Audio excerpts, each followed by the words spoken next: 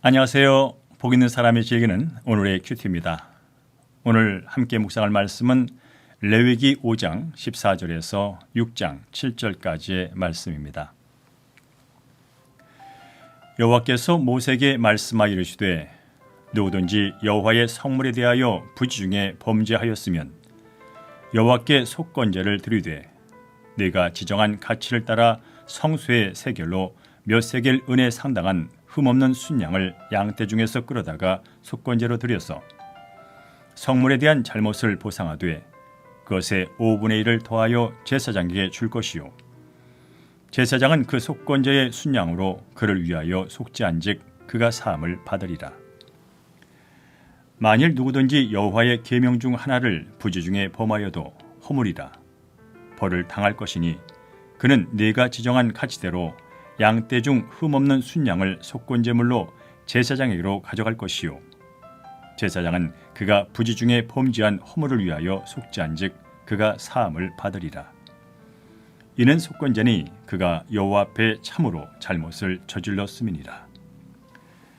여호와께서 모세에게 말씀하여 이르시되 누구든지 여호와께 신실하지 못하여 범죄하되 곧 이웃이 맡긴 물건이나 전당물을 속이거나 도둑질하거나 착취하고도 사실을 부인하거나 남의 잃은 물건을 줍고도 사실을 부인하여 거짓 맹세하는 등 사람이 이 모든 일 중에 하나라도 행하여 범죄하면 이는 죄를 범하였고 죄가 있는 자니 그 훔친 것과 착취한 것이나 맡은 것이나 잃은 물건을 주운 것이나 그 거짓 맹세한 모든 물건을 돌려보내되 곧 그 본래 물건의 5분의 1을 더하여 돌려보낼 것이니 그 죄가 드러난 날에 그 임자에게 줄 것이요 그는 또 그 속건 제물을 여호와께 가져갈지니 곧 네가 지정한 가치대로 양떼 중 흠없는 순양을 속건 제물을 위하여 제사장에게로 끌고 갈 것이요 제사장은 여호와 앞에서 그를 위하여 속죄한즉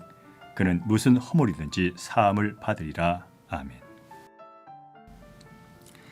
본문은 속건제 규정에 관련된 내용인데요. 속건제는 배상제나 보상제 이렇게 쉽게 좀 이해해 볼 수 있습니다. 14절에서 16절은 여호와의 성물에 대한 범죄에 대한 속건제 규정입니다.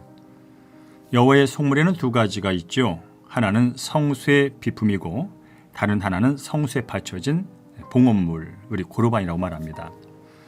성수의 비품은 자격 없는 사람, 특별히 죄를 가진 사람이 만지면 즉시 화를 당하게 됐죠. 또한 봉헌물을 제대로 드리지 않았을 때도 마찬가지입니다. 예를 들어서 그 11조를 다 내지 않는 것, 그것을 나중에 깨달았으면 5분의 1을 더해서 내고 또 성수의 세겔 가격에 맞는 흠없는 순양을 속건제로 바치라고 말씀하고 있습니다. 고의로 내지 않았다가 나중에 자수했을 때도 마찬가지죠. 성물이 따로 있었던 구약시대와 달리 지금은 성도가 가진 모든 것이 하나님의 것이기에 먹든지 마시든지 무엇을 하든지 하나님의 영광을 위해서 사용해야 하는 것이 바로 성물입니다. 따라서 내게 있는 것을 은혜의 선물로 감사 여기는지 주님의 나라와 뜻을 위해 성물로 사용하고 있는지 항상 돌아봐야 합니다. 또한 17절에서 19절은 여호와의 계명을 어겼을 때 거기에 따른 속건제 규정을 말씀하고 있지요. 특별히 17절에 보니까 만일 누구든지 여호와의 계명 중 하나를 부지 중에 범하여도 허물이다 이렇게 말합니다. 그러니까 벌을 당하게 되니까 거기에 따른 죄 용서에 대한 제사를 드리고 책임을 져야 한다는 말씀으로 이해할 수 있습니다. 따라서 자기가 어떤 잘못을 저질렀는지 알지 못해도 무언가를 허물을 느끼거나 또는 삶에 나타난 죄의 결과를 보고 자기 잘못 때문이 아닐까 또 생각이 들거나 그리고 특히 성물이 훼손되었는데 혹시 그것이 나의 책임이 아닐까 하는 생각이 들 때 그때는 드려야 합니다. 이것은 우리가 얼마나 계명 준수에 민감해야 하는지를 잘 보여주기 때문에 그렇죠. 하나님께서는 전전긍긍한 마음이 아니라 매사에 주님께서 기뻐하시는 뜻을 헤아리는 예민함을 갖고 살기를 원하고 계십니다. 그리고 그 죄에 대해서 우리가 용서를 구할 때 오늘 본문은 사함을 받는 거다 이렇게 말씀하고 있습니다.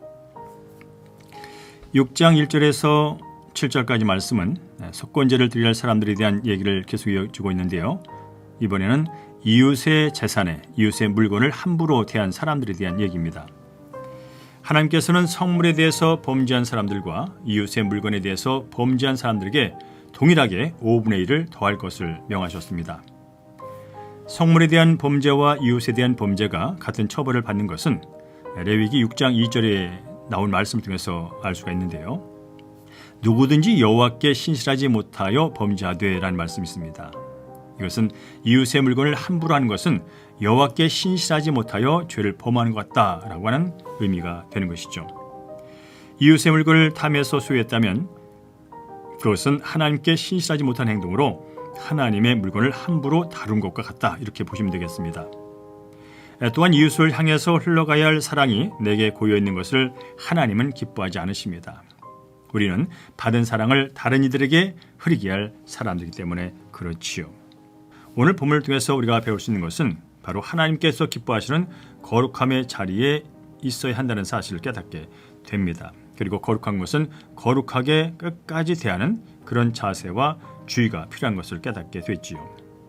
오늘도 예수 그리스도의 피로 말미암아 정결하게 되고 하나님의 자녀가 된 거룩한 신분을 잊지 않고 하나님께 기쁨이 되고 거룩한 삶으로 나가는 복된 한 날 되기를 주의 이름으로 축복합니다.